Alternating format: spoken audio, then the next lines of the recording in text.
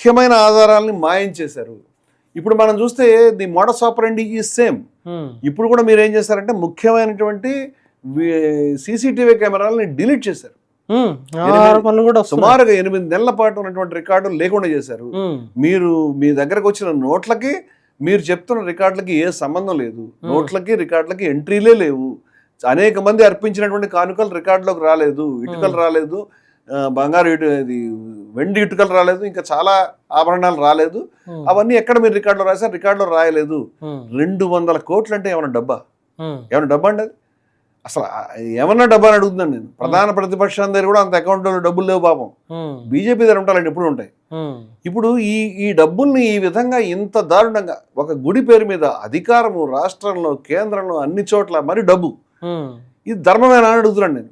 ఈ రకమైనటువంటి పని చేయడానికి రాముడే మీకు, ఈ మతమే కావాల్సి వేరే పనేమి చేయలేరా? రాముడి పేరు మీద ఇంత దుర్మార్గానికి మీరు తలపడతారా? ఈ మాట వీరొకరే కాదండి, జ్ఞానదాస్ గారని హనుమాన్ గఢీకి వారు ఉన్నారు మహంత్ కింద.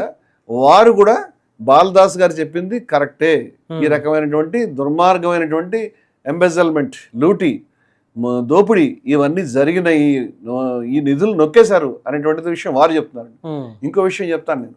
విశ్వ హిందూ పరిషత్ యొక్క ఇవాళ ఎవరి పేరు అయితే వస్తున్నదో, కార్యదర్శి గారి పేరు ఎవరండి వారు? చంపత్ రాయ్ గారు. ఎస్, ఈ చంపత్ రాయ్ గారు మరొక పేరు కూడా వస్తుంది. వీరు విశ్వ హిందూ పరిషత్ యొక్క నాయకులు. ఈ విశ్వ హిందూ పరిషత్ గురించి 89-90లో జరిగిన ఒక విషయాన్ని మీ దృష్టి తీసుకురావాలండి. 89-90లో విశ్వ హిందూ పరిషత్ కు సంబంధించిన నిధులు, దీనికి ఈ ట్యాక్స్ సక్రమంగా ఈ నిధుల గురించి చూపించడం లేదు, ట్యాక్స్ కట్టడం లేదు అనే పేరు మీద వీరు విశ్వబంధు గుప్తా, వీరు ఇన్కమ్ ట్యాక్స్ ఆఫీసర్ అండి, commissioner, deputy commissioner of income tax. వారు విశ్వ హిందూ పరిషత్కు నోటీస్ ఇచ్చారండి. నోటీస్ ఇచ్చిన మరుక్షణమే కేంద్ర ముఖ్యమంత్రి, ప్రధానమంత్రి గారి నివాసం ముందు విహెచ్పి బీజేపీ కార్యకర్తలు అల్లర్లు చేశారు. ఆయన్ని రోజుల్లోనే అక్కడి నుంచి ట్రాన్స్ఫర్ చేసి తమిళనాడుకి పంపించారు. తర్వాత ఆయన పట్ల, ఆయన జీవితంలో అనేక డెత్ థ్రెట్స్, చంపేస్తాం నిన్ను అనేది ఎదుర్కొన్నాడు. ఆ కేసుల మీద ఏం మూమెంట్ లేదు. చివరికి ఆయన రిటైర్ అయినాడు. జరిగిన ఇది విశ్వ బంధు గుప్తా గారు. అంటే నేను నిధులకు సంబంధించి చెప్తున్నాను నేను మీకు. బాలదాస్ గారు నిధులు చెప్పాడు. ఈ నిధుల లెక్కలు సక్రమంగా లేవని 1890లోనే, 90లో కూడా 89-90లో వీరు నోటీస్ ఇచ్చారు. వీరు డెత్ థ్రెట్స్ ఫేస్ చేశారు. అంటే చంపడము, బెదిరించడము, నోరు నొక్కడము, రికార్డులు మాయం చేయడము, రికార్డులు ట్విస్ట్ చేయడము, ఇదే పని. అంటే భగవంతుడైనటువంటి రాముడిని మీరు గుడి కట్టడం ఇది తప్పితే వేరే మార్గం లేదండి. ఇవాళ హిందువుల మనసులన్నీ గాయపరిచే విధంగా మీరు చేస్తున్నటువంటి పనులు ఏంటంటే, రాముడిని మీరు ఫ్లెక్సీలో వాడతారండి. మీరు చివరికి అంత గొప్ప గుడి ప్రపంచం నుంచి ఎవరికి తెలియదు ఎన్ని వేలకు. మీరు గల్లంతైన నిధులే 200 కోట్లు అని చెప్తున్నారు, భూమి చెప్తున్నారు, ఆభరణాలు చెప్తున్నారు. ఈ కుంభకోణం ఎక్కడ దాకా వెళ్తుంది మనకు తెలియదు. కానీ వసూలు చేసిన డబ్బులు ఇవే మీకు 200 కోట్లు ఉంటే అవన్నీ ఉన్నాయి. ఎన్ని వేల కోట్లు, అంత అవసరమా? అంత అవసరం కానప్పుడు ఎందుకు వసూలు చేశారు? వసూలు చేసిన దాన్ని ఎప్పటి నుంచి చేశారు? 1 రోజో 2 రోజులో మీరు చేసింది నాకు తెలిసి 80ల నుంచి జరుగుతుంది. ఎక్కడ జరుగుతుందండి? భారతదేశం అంతా ప్రపంచవ్యాప్తంగా వసూలు చేశారు. ప్రపంచవ్యాప్తంగా వసూలు చేసినటువంటి నిధులు అంటే ఇది బహుశా ప్రపంచంలో అతిపెద్ద కుంభకోణం జరిగింది రాముడి పేరు మీద వీళ్ళు చేసిన పని. దీని మీద ఇవాళ ఉత్తరప్రదేశ్ ప్రభుత్వం దీని మీద ఒక సిట్ విచారణ చేయటం, ప్రతిరోజు రిపోర్టు వారు యోగి ఆదిత్యనాథ్ గారు తెప్పించుకుంటున్నారట. ఏమండి ఇవాళ పత్రికలకు లీక్ చేస్తున్నారా మీ ఇన్వెస్టిగేషన్ రిపోర్ట్ లో మీరు చెప్పినటువంటి పలానా ఆయన అక్యూజ్డ్, వారి పేరు చెప్పారు కదండి మీరు, అలాగే మరొక ఆయన, ఇంకొక ఆయన అక్యూజ్డ్. ఇప్పటిదాకా ఎఫ్ఐఆర్ దాఖలు చేయకుండా, ఇప్పటిదాకా మనకు అందుతున్న సమాచారం ప్రకారం మరి ఎక్కడ ఎఫ్ఐఆర్ దాఖలు చేయలేదు. దారుణం. మీకు ఫస్ట్ ఇన్ఫర్మేషన్ రిపోర్ట్, ఎఫ్ఐఆర్ అంటే అదేమి ఛార్జ్ షీట్ కాదండి. ఫస్ట్ ఎఫ్ఐఆర్ దాఖలు చేస్తారు, ఇన్వెస్టిగేషన్ తర్వాత ఛార్జ్ షీట్ వస్తుంది. ఇవాళ ఎఫ్ఐఆర్ దాఖలు చేయలేదంటే మీరు చేసిన దాన్ని ఎవరు నమ్ముతాడండి అసలు? వారు కరెక్ట్ గా కమల్ నయన్ దాస్ గారు ఏం చెప్పారంటే, ఎవరండి విచారణ చేసేది? విచారణ చేసే వాళ్ళే దొంగలని చెప్పాడు ఆయన. విచారణ చేసే వాళ్ళే దొంగలైనప్పుడు విచారణ ఎట్లా జరుగుతుందండి? మీకు సంబంధం లేదా? మీ విహెచ్పితో మీకు సంబంధం అని చెప్పండి. నేను అడుగుతున్నాను, అసలు ఇంత దారుణమైనటువంటి స్కామ్ బయటకు వచ్చినందుకు యోగి ఆదిత్యనాథ్ ప్రభుత్వం రిజైన్ చేయడం న్యాయంగా ఉండేది. యోగి గారు నేను కోరుకుంటున్నాను, ఆ యూపీ గవర్నమెంట్ రిజైన్ చేయాలి. అట్లీస్ట్ కనీసం సంబంధించినటువంటి ఎండోమెంట్స్ మినిస్టర్ అయినా రిజైన్ చేయాలి. కేంద్ర ప్రభుత్వానికి చీమ కొట్టదు, కేవలం ఒక సిట్ వేసి వదిలేస్తారు, అది కూడా వితౌట్ ఎఫ్ఐఆర్. దీని మీద చాలా మంది పెద్దలు ఆల్రెడీ సుప్రీంకోర్టుకు అప్రోచ్ అయ్యారు. వాళ్ళు చేస్తున్న డిమాండ్ అంటే ఇమ్మీడియట్ గా దీని మీద కోర్టు ఆధ్వర్యంలో, సిబిఐ ఆధ్వర్యంలో ఒక విచారణ జరగాలి, దొంగలు బయటకు రావాలని కోరుతున్నారు వాళ్ళు. ఇప్పుడు ఇది మరి సుప్రీంకోర్టు ప్రాబ్లం ఏంటంటే మన దేశంలో వ్యవస్థలను అన్నింటినీ కూడా నిర్వీర్యం చేస్తున్నట్టుగా మనకు కనిపిస్తుంది. ఎలక్షన్ కమిషను, పత్రికలు, ప్రజాస్వామ్యానికి స్తంభాలు ఇవే కదండి. జ్యుడిషియరీ, ఎగ్జిక్యూటివ్, లెజిస్లేచరు, ఇంకోటి పత్రికలు.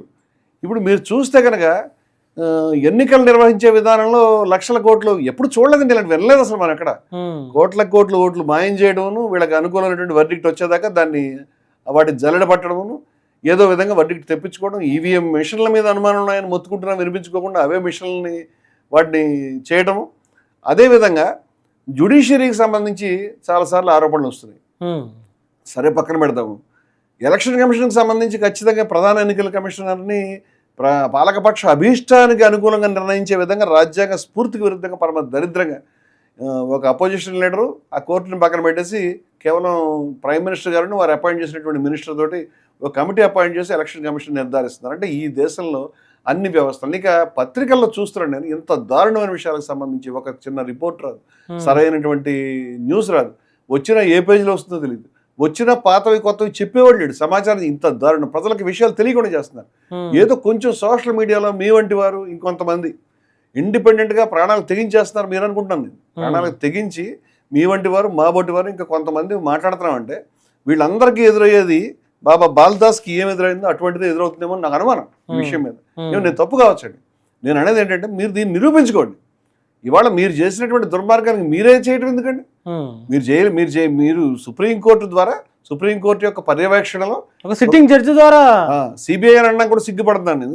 You have misused it. ఇవాళ మీకు దేశంలో ఎవడు కనిపిస్తే వాడి మీద మీరు ఈడీ సంబంధించినటువంటి రైడ్స్ జరుగుతాయి, ఏం కావాలంటే. కానీ విహెచ్పికి నోటీస్ ఇచ్చినటువంటి పాపానికి మనిషిని ట్రాన్స్ఫర్ చేస్తారు, డెత్ థ్రెట్స్ కి గురి చేస్తారు. ఇవాళ అదే విహెచ్పి మనుషులు కదండి మొత్తం డబ్బులు తిన్నారని చెప్తున్నది. ఎన్నాళ్ళ నుంచి తింటారు, ఎప్పటి నుంచి తింటారు? ఏమి రామజన్మభూమి కట్టినప్పటి వసూలు చేశారా? మరి అంత గొప్పగా కట్టినటువంటి ఆలయం అయితే మీకు భగవాన్ రామచంద్రుడి మీద అంత గౌరవం, భక్తి ఉంటే కనుక ఆ రోజు మీరు 1984 ఎన్నికల్లో మీకు ఎదురైనటువంటి పరాభవానికి ఈ ఉద్యమాన్ని మొదలుపెట్టినటువంటి వాళ్ళు ఇవాళ మళ్ళీ మీరు ఆ రోజు 2 కారణాలు. నెంబర్ 1 ఎన్నికల్లో ఓటమి, నెంబర్ 2 ఇది కూడా చెప్పాలి మనం ఏమిటంటే ప్రసంగాల్లో ఉన్న ఈ విషయాల్ని కూడా ఏమిటంటే ఆ రోజు మండల్ కమిషన్ ఏదైతే రిపోర్టు 27% బీసీలకి మనం ఇవ్వాలనేది అగ్ర కులాలలో ఉత్తర భారతదేశంలో తీవ్రమైన ఆగ్రహం. ఎందుకు ఉత్తర భారతదేశం అంటే దక్షిణ భారతదేశంలో ఆ స్థాయి లేదండి. దక్షిణ భారతదేశంలో మన కర్ణాటకలో కానీ, ఈవెన్ ఆంధ్రప్రదేశ్లో కానీ, ఈవెన్ తమిళనాడులో కానీ ఏదో స్థాయిలో బీసీలకి కొన్ని రిజర్వేషన్లు ఇవ్వడం అనేది జరిగింది. ఉత్తర భారతదేశంలో తెలియదు. అంచేత ఉత్తర భారతదేశంలో మండల్ కమిషన్ అనగానే మంటలు రేగినాయి. ఆ మంటలు దేశవ్యాప్తంగా స్ప్రెడ్ చేసి మండలికి కమండల్ సమాధానం అనేటువంటి ఉద్దేశంలో దీన్ని ప్రారంభించారు. ఈ 2 కారణాలు, ఒకటి ఎన్నికల ఓటమి, 2 మండల్. అంటే అగ్రకులాల యొక్క అధికారం చెక్కు చెదరకూడదు, వాళ్ళ యొక్క ఆధిపత్యం చెక్కు చెదరకూడదు. నువ్వు మండల కమిషన్ ఎందుకు తీసుకొస్తావు, ఇది ఇంపార్టెంటా నీకు అని వాళ్ళు అహంకారంతో చేసిన ప్రసంగాలు ఇవాళ కూడా మీరు ఎట్లా వెళ్తుంది. ఇవన్నీ మనం చేస్తున్నావు కాదు, ఐఎస్ఐ వాళ్ళు తీసుకొచ్చినవి కాదు, విదేశాలు తీసుకొచ్చినవి కాదు. ఈ రోజు కనుక యోగి ఆదిత్యనాథ్ గారి ప్రభుత్వం కానీ డబుల్ ఇంజిన్ సర్కార్ కాకుండా మరొకళ్ళ అధికారులు ఉంటే ఏమైనా చూడండి. మరొకళ్ళు మాయావతో, లేకపోతే సమాజ్వాదీ పార్టీనో, లేకపోతే కాంగ్రెస్ పార్టీనో ఎవరైనా అధికారంలో ఉన్నారనుకోండి, చూడండి మేము గుడి కట్టిస్తే వీళ్ళు 100 కోట్లు తినేస్తున్నారని ఎంత ప్రాపకాండ చేసేవారండి. మీరు అధికారంలో ఉంటే కేవలం ఒక సీటుతో దాన్ని వదులుచుకుందాం అని అనుకుంటారా? ఎంత దుర్మార్గులు అసలు మీరు ఈ పని చేస్తున్నందుకు.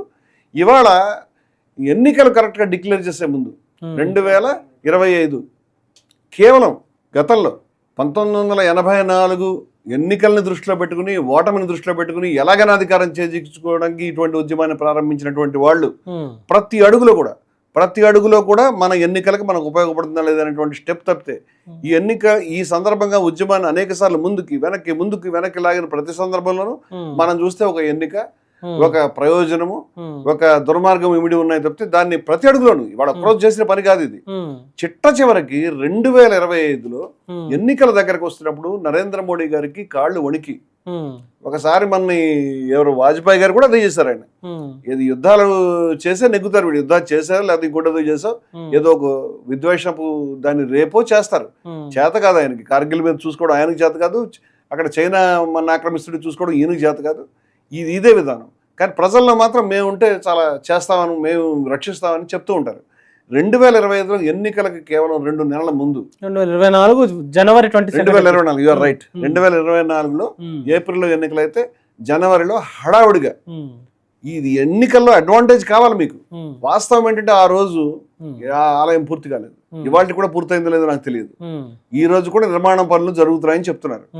నిర్మాణం పూర్తి కాకుండా ఇవాళ వర్షం పడితే గర్భగుడిలో రామచంద్రుడి చుట్టుపక్కల వర్షం పడుతుంటే మనకి సిగ్గులేదా? రాముడి మీద భక్తుల వాళ్ళు చేసే పని ఇది ఏమైనా ఆకాశం కూలిపోయిందా? మొత్తం నిర్మాణాన్ని వైభవంగా పూర్తి చేసి రిలీజ్ చేయొచ్చు కదా. లేదు, చేయం. ఎందుకంటే మనకి ఎన్నికల్లో అడ్వాంటేజ్ కావాలి. ఎన్నికల్లో అడ్వాంటేజ్ కావాలనే ఉద్దేశంతో ప్రధానమంత్రి మోడీ గారు, రాష్ట్రపతిని కూడా పక్కన పెట్టి ప్రధాని ఏ హోదాలో వెళ్ళారో నాకు ఇప్పటికి అర్థం కాలేదు. ఆర్ఎస్ఎస్ చీఫ్ భాగవత్ గారు ఎట్లా వెళ్తారండి మీరు అక్కడికి? ఏ కారణం వల్ల వెళ్తారు? అంటే మీ యొక్క మీకేమైనా నాగపూర్లో మీ కార్యాలయంలో కట్టుకున్నటువంటి టెంపులా, లేకపోతే మీ ఇంట్లో కట్టుకున్నదా? ఇవాళ కోర్టు తీర్పు ద్వారా మనకు వచ్చింది కదా, ఇది కోర్టు తీర్పు ద్వారా వచ్చిన దాన్ని మీరు ఎట్లా వెళ్తారండి? భాగవతం ఎట్లా తీసుకొస్తారు? అసలు దాన్ని లైవ్ టెలికాస్ట్ ఎట్లా చేస్తారండి? అసలు ఇప్పటిదాకా తిరుపతి ఆలయానికి సంబంధించినటువంటి దేవుని యొక్క చిత్రపటాన్ని ఎప్పుడైనా టెలికాస్ట్ చేశారండి? హిందూ దేవాలయాల్లో చాలా దేవాలయాల్లో ఇది అభ్యంతరకరమే కదా. మరి రామచంద్రుడు ఆలయం గొప్పదని మీరు చెప్తున్నారు కదా, దాని లైవ్ టెలికాస్ట్ మీరు ఎట్లా పెడతారండి? దాంట్లో ఆలయానికి పవిత్రత అక్కలంటే మోడీ గారు ఆలయాన్ని ఆయన ప్రారంభించారనే విషయం దేశ ప్రజలకు తెలిసి మీకు ఓట్లు రావాలనే కదా మీ తాపత్రయం అంతా కదా. ఇంత చేసిన తర్వాత మీరు ఎందుకు చేశారు ఇదంతా కూడా? ఇవాళ రాముడు చుట్టూ వర్షం నీళ్లు కారుతూ ఉంటే మా హిందువుల యొక్క మనసులు కుంగిపోతున్నాయి మీరు చేసినటువంటి పనులకి. రాముడిని వాడుకుంటారు మీరు. ఇవాళ ఫ్లెక్సీల్లో రాముడును మోడీ పక్కపక్క నిలబడి ఎలా కనిపిస్తారండి మనకి? రాముడు ఇలా మోదీ గారి భుజాల మీద తలవాల్చినట్టున్న బొమ్మలు గతంలో మన యొక్క సెషన్లో మనం తీసి ఆ బొమ్మల్ని కూడా మన వీక్షకులకు చూపించడం అనేది జరిగింది.